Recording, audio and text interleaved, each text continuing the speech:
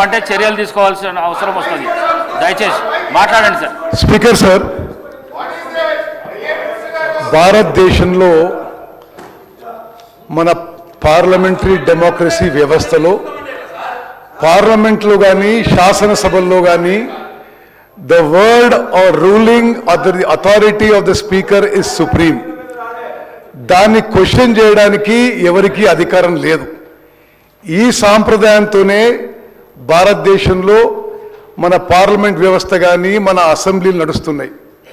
మరి ఈరోజు ఉదయం శాసనసభలో జరిగిన తీరు చాలా దురదృష్టకరం. నేను తీవ్రంగా ఖండిస్తున్నాను.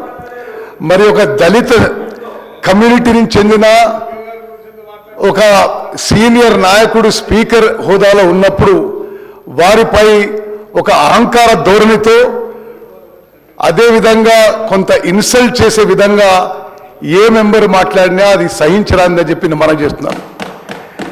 మీకు నేను గత శాసనసభ గురించి గుర్తు చేస్తాను స్పీకర్ గారు.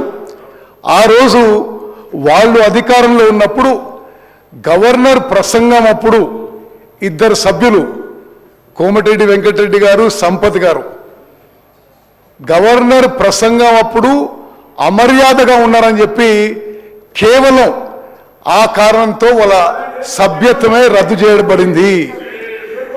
నేను అదేవిధంగా పార్లమెంట్లో కూడా నేను పార్లమెంట్ ఎథిక్స్ కమిటీ మెంబర్ ఉంటిని.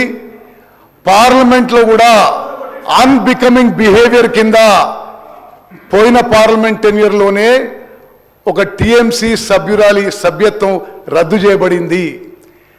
ఈరోజు ఉదయం ఇది చాలా బాధాకరమైన విషయం. ఇట్స్ అన్ ఎక్స్ట్రీమ్లీ అన్ఫార్చునేట్ విషయం.